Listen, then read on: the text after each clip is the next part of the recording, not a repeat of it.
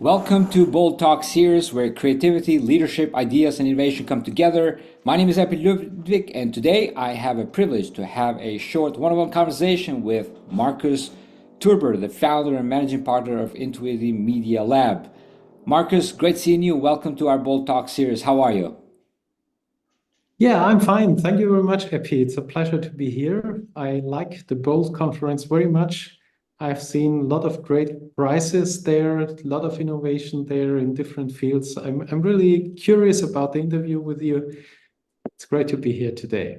Fantastic. Well, great seeing you. And yes, this is a short format Bold Talks that I have with individuals like you who are shaping the world in a better place.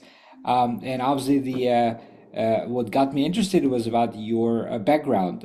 But in these formats, we don't do the introduction for you. We allow you to do this introduction. So maybe you give us an overview of Intuity Media Lab, your journey, what inspired you to start the Intuity Media Lab? Yeah, thank you very much, Epi. Maybe I start with me and then with Intuity. So my journey started in the mid 90s when the internet was a pretty new thing, or at least the visual thing of the internet, and it was clear that connectivity will change the world as it is and how we do things. So that's where my journey started as a young designer. And what I found out, I'm not only ended up as a designer, but I ended up as an innovator. So I'm still curious about what's next. How can we shape things in a different way to fix problems, to make it great experience for people, to make transformation or transitions in society happen. And that's what makes me kick. And Intuity was founded in 2002 together with two other designers.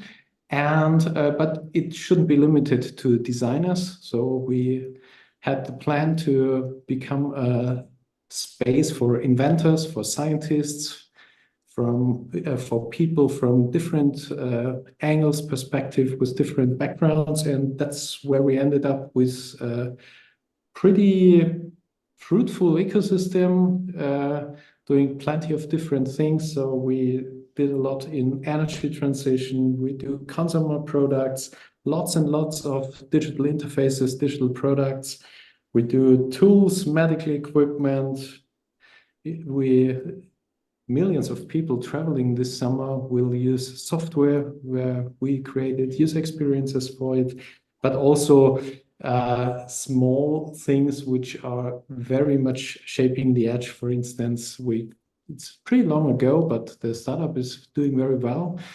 We came up with one of the first 3D bioprinting systems where you can print living cells. So that's what we like to do most. So explore stuff that might be possible, create hopeful futures, scenarios, and yeah, connecting entrepreneurs with technologists and creativity. Yeah, Yeah. interesting. How did the name Intuity Media Lab begin? Well, Intuity comes from intuition. So we also have the hand as a logo. So making things easy to grasp, also in the digital space, but also give stuff we create some feeling, some soul. That's on the one hand important, and on the other hand, the Media Lab comes not from media productions, but it's the MIT Media Lab was one of the great institutions where we always looked there. They have a very good ecosystem, bringing together smart people, young people, science, but also with attraction to the real world, and that's what we wanted to combine with Intuity Media Lab. Nice. Very interesting. Marcus, obviously the innovation is the key, especially in your business, bringing user experiences and all these innovative products and services. What does innovation mean to you, and how does it drive your company's growth? Well, we are, of course, we're doing innovation as a service. So we are not the innovators ourselves, but we help entrepreneurs being more innovative, being more creative also.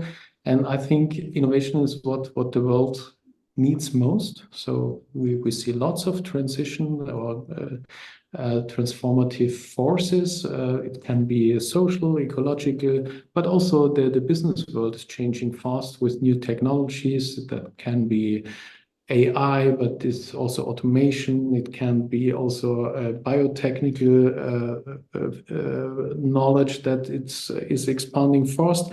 And our goal is to bring that together to create some hope also for making better products in the futures, for transforming the larger corporations which we're working for, but also enabling or speed up startups which only have one product normally, but it's the same kind of problems occurring at different time pieces, and we can fix when knowledge is missing, when experience is missing, when some competences are missing in teams. So, but we don't want to be those who know everything. We're more trying to complete teams in order to make it happen.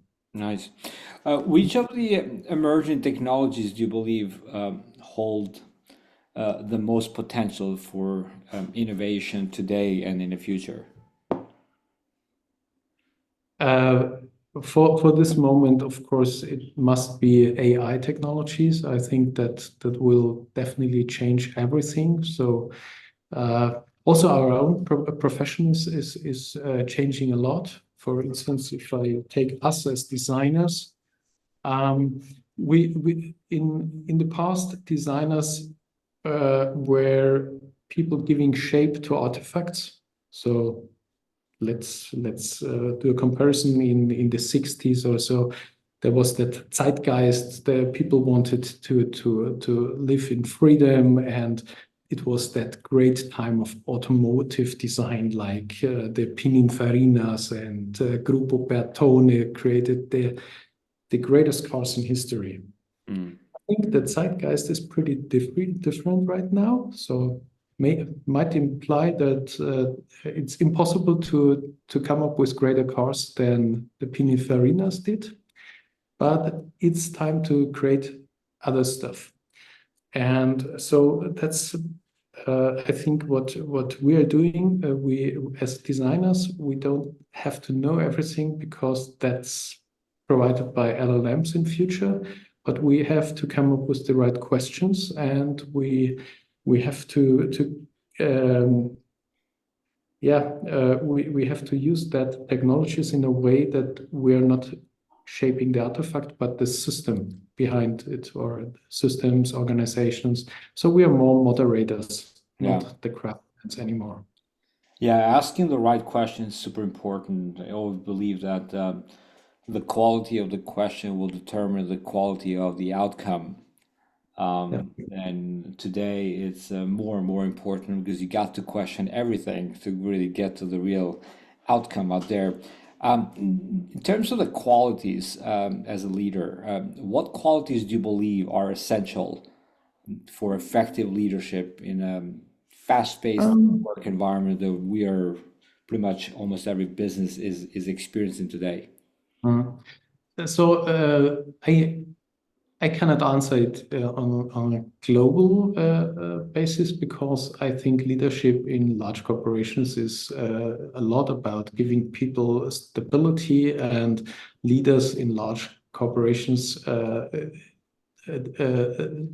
changing mind, or what they say every day won't be positive. But leadership in innovation, of course, is about searching for the right questions. And I think it's not about the happy flow. It's about maybe our listeners know Otto Scharmer theory U. So if you want to change something, you have to go all the way down and get awareness for what you want to change, what you want to let go, and what's to find out what's important, and also change the way you think about the problem and about the way you look and solve problems. And that's when it goes up. So I think it's leadership in innovation is a lot about facing problems, going deeper to the ground, find out what's behind the top of the iceberg, what's down there. And once you find out and have a different angle to view on a problem, maybe or normally you see the solutions, and of course then you have to go all the way up to come up with a successful innovation that's make people happy, giving better experiences. Yeah. Yeah. Well, the world that we have today in front of us requires lots of creativity, and obviously, creativity follows commitment. That's what I believe. Uh, how do you nurture that creativity among your team members? Um, two things. So on the one hand, I have only top creative peoples here. So thinking about internally, I do the same as all the corporations, honestly. We have to focus, we have to get boundaries, what we're doing and what we're not doing, in order to maintain some focus and being able to act strategically. On the other side, on the service side, of course, we have to be very unimpressed by technologies. So I try to encourage everybody to get to play around with latest technologies, to have this respect from complexity. So I try to encourage everybody to just to jump into the cold water and see what's going on. But on the other hand, so we are very respectless in using different kinds of tools and methods. We are suspicious when it comes to standardized processes. So we like methods and are very creative in using methods in different ways. We are not so much in having standardized processes. So we have a large variety in how we use methods and which phases of the innovation processes. Yeah. How do you keep up with trends these days? There's so much going on. There's always a new shiny thing in the market. Well, trends are important. The trends are the source of money also. So I feel when customers or startups show up at Intuity, it's often powered or fueled by trends. So we all know there is something, and we have to find out what it means for the startup, for the corporation, for a service, for the branch. But we shouldn't stop there. It's important to because if you're just on trends, you're completely lost in the VUCA space. So when we work on identities and ask questions, who the startup or the organization wants to become in future, let's say in 10 years, in 15 years. So if we zoom out to see the bigger picture, it's more about beliefs, about identities. And once we have some clarity on who the companies want to become, their future identities, it's much clearer, and we know what does the trend mean to the startup, to the corporation, to the product, to the customers. So we zoom out and then we zoom in and define, well, if this is the goal, what would be the next most important 1 or 2 projects? What do we want to achieve in the next 12 months on the way towards that future? Yeah, very, very, very, very well done. Um, Marcus, what does word bold mean to you? The word bold, Yeah, it can have very positive connotations. I think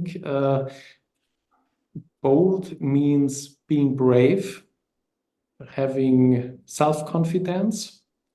Bold means not getting lost in the details. Bold can be a statement. Bold, maybe there's a difference between the new bold, which we desperately need. We need bold visions because we have a lot of transformative pressures in the world. Um, what the downside of bold is the old bold. We have to question the source of the problems we are facing today. So I think it's bold in any case is a good thing, but we should focus on the new and innovative bold. And as I feel that's what bold talks about. yeah. Well, I always say that today the biggest courage is to be able to challenge your old beliefs and Mhm. to start to unlearn things, not just to learn things, to start to unlearn and unpack things and start to say, like what you said, like, to where is the etymology of bold is and how where it began and what does that Mhm. mean, like to the previous generation, what would it mean to the new generation today. And so this is a very important time that we need to step up and truly dig deeper because everything's been given to us, like the internet and everything else, and we are drowning in the information, but we are lacking wisdom. So I truly appreciate your wisdom and your time being with us. Always be bold, Marcus. Congrats on all of the achievements. Thank you for joining me in this Bold Talk series, and look forward to seeing you again soon. Until next time, take care, be great, and be bold always. Yeah, thank you very much, Epi. It was a pleasure to be here today. Thank you very much. Thank you, Marcus. Take care.